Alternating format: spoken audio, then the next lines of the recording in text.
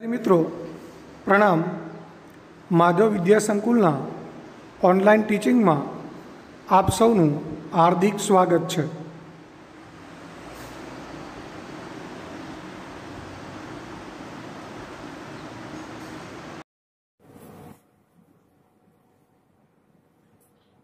मित्रों धोरण 10 गणित प्रकरण 5 समांतर श्रेणी स्वाध्याय 5.1 एनो प्रश्न नंबर 4 एना આપણે 8 સુધી પ્રશ્ન જોઈ ગયા હતા। હવે નવમો પ્રશ્ન પણ એકદમ સરળ છે એટલે એ તમારે હોમવર્કમાં કરવાનો છે। હવે આપણે જોઈએ પ્રશ્ન નંબર 10। એમાં શ્રેણી આપેલી છે a 2a 3a 4a। તો અહીંયા પહેલા આપણે ચકાસીએ કે સમાંતર શ્રેણી છે કે નહીં। તો a2 a1 2a a बराबर a, a3 a2 3a a बराबर सॉरी 3a 2a, ત્રીજો પદ 3a બીજો પદ 2a બરાબર a અને a4 a3 બરાબર 4a 3a બરાબર a। તો આપણે જોઈ શકીએ છીએ કે સામાન્ય તફાવત સમાન છે। a2 a1 a3 a2 a4 a3 માટે આ શ્રેણી સમાંતર શ્રેણી છે। તો અહીંયા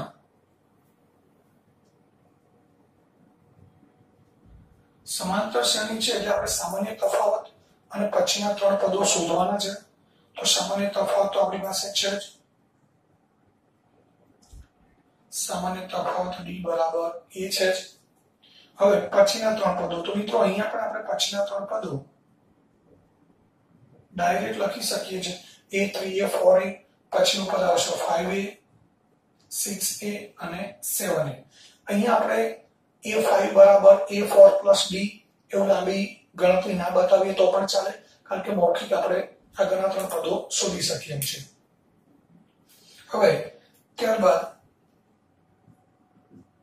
પ્રશ્ન 11 છે a સ્ક્વેર a ઘન a ની 4 ઘાત। હવે અહીંયા સૌથી પહેલા આપણે તફાવત લઈએ a2 a1 a square a। મિત્રો અહીંયા આપણે 2a a બરાબર a કર્યા હતા તો a square a શું થશે। કદાચ કોઈ આના જેવો જવાબ આપે કે a square a એટલે a થાય પણ મિત્રો અહીંયા આપણે બીજગણિતને યાદ કરીએ તો 2a એટલે ઘાત a છે અહીંયા પણ ઘાત a છે એટલે બે સજાતીય પદો છે। ટૂંકમાં બધાની ઘાત એક એક છે એટલે બધા સજાતીય પદો છે એટલે એમની આપણે બાદબાકી કરી શકીએ। પરંતુ આ a સ્ક્વેર છે એટલે બે ઘાત છે ને a સ્ક્વેર એટલે a એટલે એક ઘાત છે। બંનેની ઘાત અલગ અલગ છે એટલે સજાતીય પદો નથી અને સજાતીય પદો નથી એટલે એમની બાદબાકી થઈ શકે નહીં।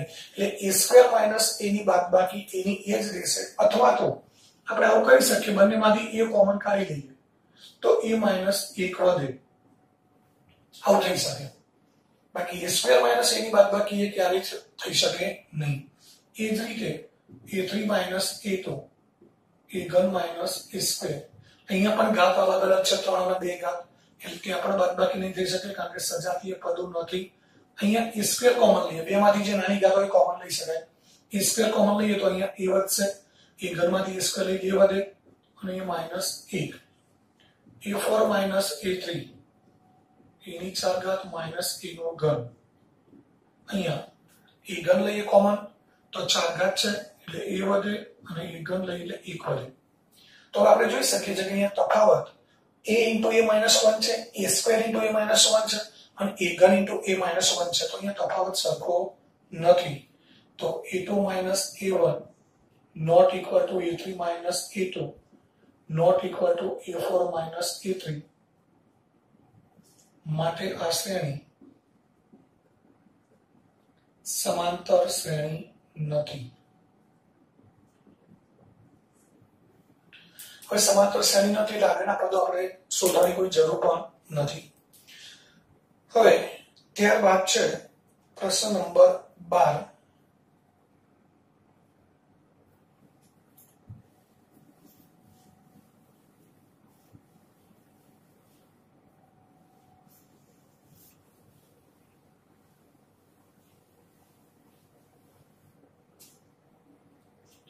પ્રશ્ન 12 છે √2 √8 √18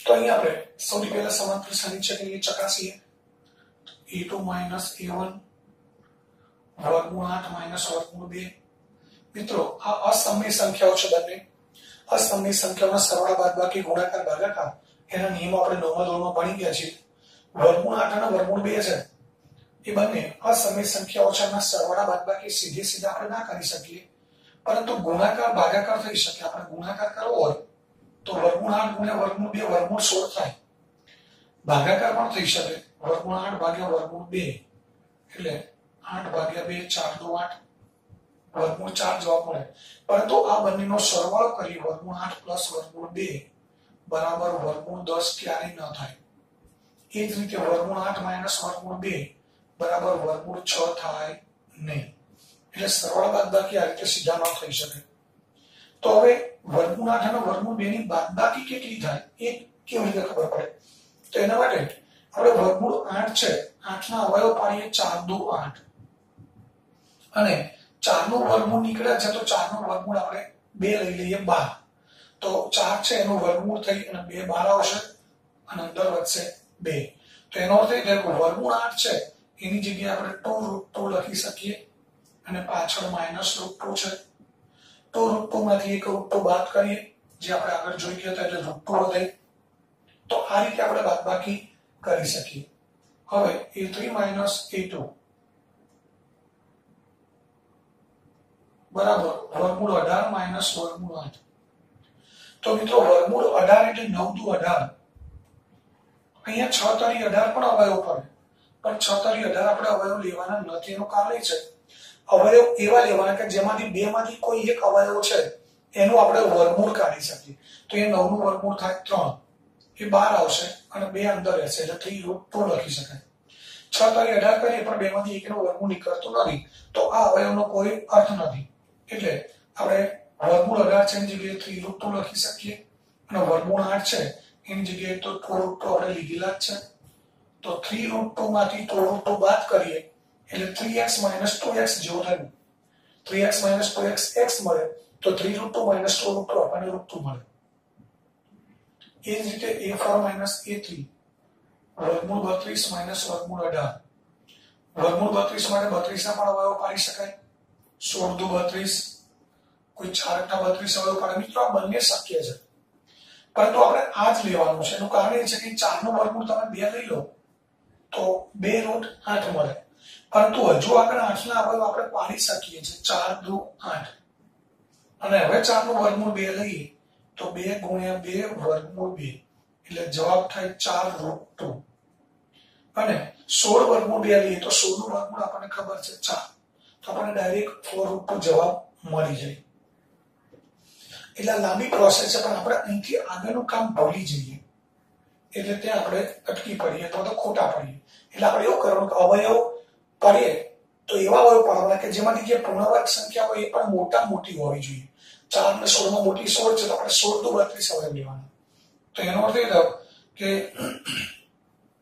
વર્ગમૂળ 32 એટલે 4√2 વર્ગમૂળ 18 એટલે 3√2 બાદબાકી આપણને √2 મળે તો અહીં આપણે જોઈ શકીએ છીએ કે આપણે એમના બાદબાકી કરી હોત તો બાદબાકી √8 - વર્ગમૂળ 2 ન થાય વર્ગમૂળ 18 - વર્ગમૂળ 8 પણ ન થાય વર્ગમૂળ 32 - વર્ગમૂળ 10 આ બાદબાકી આપણે સીધી કરી ન શકીએ આ રીતે કરી તો આપણને ખબર પડી કે તફાવત સરખા મળે છે તો માટે આપણે લખી શકીએ a2 - a1 બરાબર a3 - a2 બરાબર a4 - a3 માટે આ શ્રેણી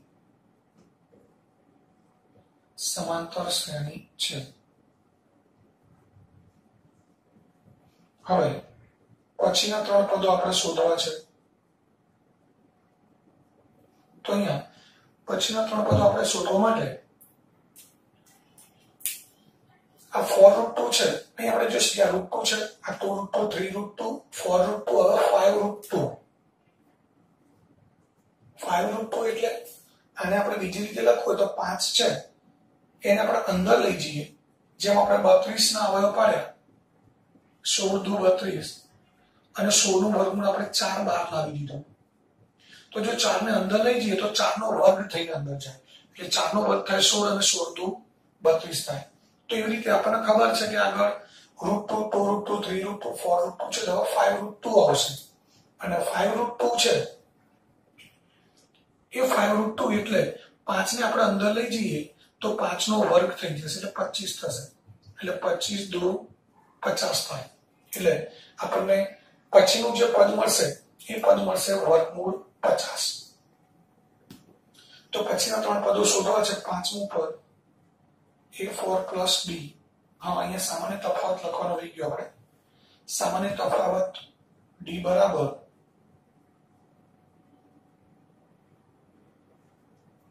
વર્ગમૂળ 2. હવે પછીના ત્રણ પદો શોધવા છે. તો પછીના ત્રણ પદો આપણે ડાયરેક્ટ પણ લખી શકીએ. વર્ગમૂળ 32 છે, એના પછી સમજાઈ ગયું. વર્ગમૂળ 32 એટલે 4√2 છે, તો હવે 5√2 આવશે અને 5√2 એટલે આપણે વર્ગમૂળ 50 લખી શકીએ. પરંતુ આપણે ગણતરી કરીને શોધવા છે, તો એ પછીનું જે પદ છે, પાંચમું પદ a5 શોધવા માટે આપણે a4 + b કરીએ. a4 છે વર્ગમૂળ 32 એટલે 4√2 + √2 એટલે 5√2 અને 5√2 એટલે આપણે વાત કરીએ વર્ગમૂળ 50. ત્યાર પછી a6 a5 + d. a5 પાંચમું પદ છે 5√2 + √2 એટલે 6√2. 6√2 એટલે 6 નો વર્ગ કરીને અંદર લઈ જઈએ તો 6 નો વર્ગ થશે 36 અને 36 × 2 એટલે વર્ગમૂળ 72. a7 a6 + d. a6 છે 6√2 અને +√2 7√2. 7 નો વર્ગ અંદર લઈ જઈએ તો 49 થાય, 49 × 2 એટલે વર્ગમૂળ 58. તો માટે આપણે લખી શકીએ પછીના ત્રણ પદો વર્ગમૂળ 50, વર્ગમૂળ 72, વર્ગમૂળ 98 છે. ત્યાર પછી આગળ પ્રશ્ન 13 વર્ગમૂળ 3, વર્ગમૂળ 6, વર્ગમૂળ 9, વર્ગમૂળ 12. તો અહીંયા આપણે a2 - a1 કરીએ.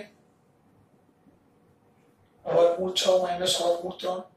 મિત્રો 6 ને 3 ની બાદબાકી ન થઈ શકે એટલે આ જવાબ એમની એમ જ રહેશે. વર્ગમૂળ 6 - વર્ગમૂળ 3. a3 - a2 લઈએ. વર્ગમૂળ 9 - વર્ગમૂળ 6. આ બંનેની પણ બાદબાકી નહીં થઈ શકે, પરંતુ વર્ગમૂળ 9 ની જગ્યાએ આપણે લખી શકીએ 9 નું વર્ગમૂળ 3 -√6. a4 - a3 લઈએ. વર્ગમૂળ 12 - વર્ગમૂળ 9. વર્ગમૂળ 12 એટલે આપણે આગળ જોઈએ 12 ના અવયવ 4 કરી 12 અને 4 નું વર્ગમૂળ 2 એટલે 2√3 અને 9 નું વર્ગમૂળ 3. તો આ રીતે આપણે લખી શકીએ. હવે અહીંયા આપણે જોઈ શકીએ કે તફાવત સરખો છે નહીં, તો માટે a2 - a1 not equal to a3 - a2 not equal to a4 - a3.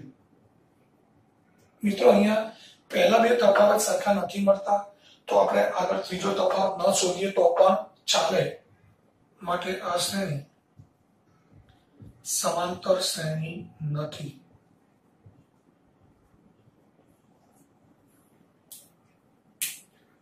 હવે બે પ્રશ્નો બાકી છે, 14 અને 15. એ જોઈ લઈએ.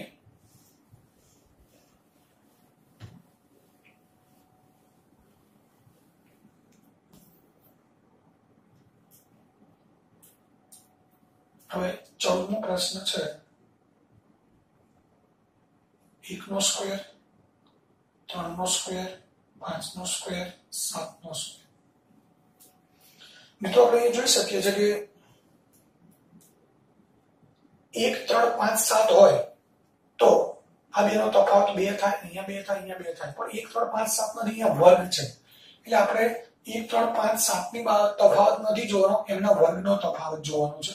તો a2 - a1 3 નો વર્ગ - 1 નો વર્ગ, 3 નો વર્ગ 9, 1 નો વર્ગ 1, 9 - 1 એટલે બાદબાકી 8 મળે.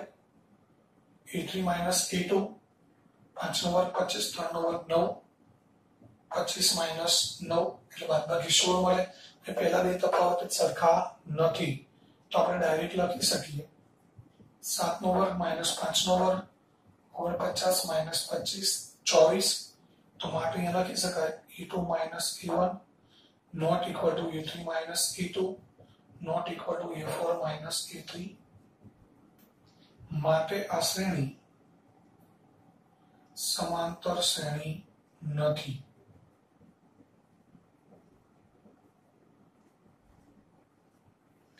હવે પ્રશ્ન 4 છે, એનો છેલ્લો પ્રશ્ન છે. એમાં આપણને 15મો પ્રશ્ન છે. 15મી શ્રેણી આપેલી છે 1 નો સ્ક્વેર 5 નો સ્ક્વેર 7 નો સ્ક્વેર 73 ડેશ ડેશ ડેશ. તો અહીંયા પણ આના જેવું છે a2 માઇનસ a1 5 નો સ્ક્વેર માઇનસ 1 નો સ્ક્વેર 5 નો સ્ક્વેર 25 માઇનસ 1 એટલે 24. 5 નો સ્ક્વેર 25 1 નો સ્ક્વેર 1 25 માઇનસ 1 24.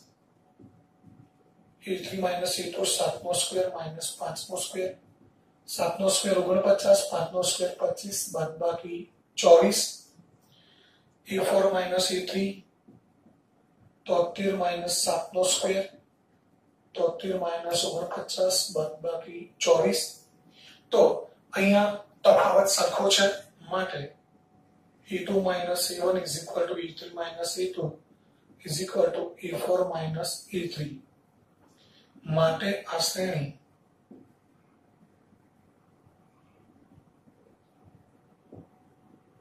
સમાંતર શ્રેણી છે. હવે સમાંતર શ્રેણી છે તો આપણે સામાન્ય તફાવત લખવાનો છે. તો સામાન્ય તફાવત d બરાબર એ આપણી પાસે છે 24. હવે પછીના ત્રણ પદો શોધવા છે. તો પહેલા પાંચમું પદ ચોથું પદ પ્લસ d ચોથું પદ છે 73 પ્લસ 24 એટલે 97 થશે. a5 a4 plus d a4 ચોથું પદ છે 73 અને તફાવત d છે 24. a6 a5 plus d 97 plus 24.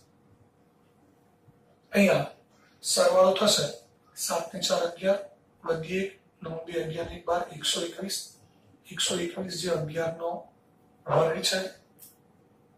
હવે 11 નો વર્ગ લખીએ કે ના લખીએ કોઈ ફરક પડતો નથી, પરંતુ આગળ વર્ગ લખેલા છે એટલે આપણે લખ્યા છે.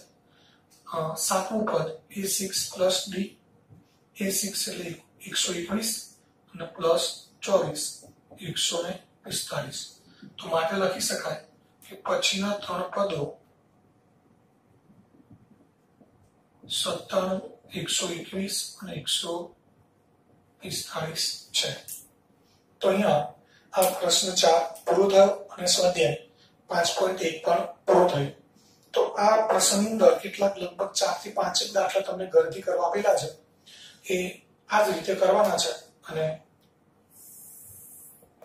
બાકીના જે દાખલા છે એ પણ બંને નોટમાં ગણવાના છે.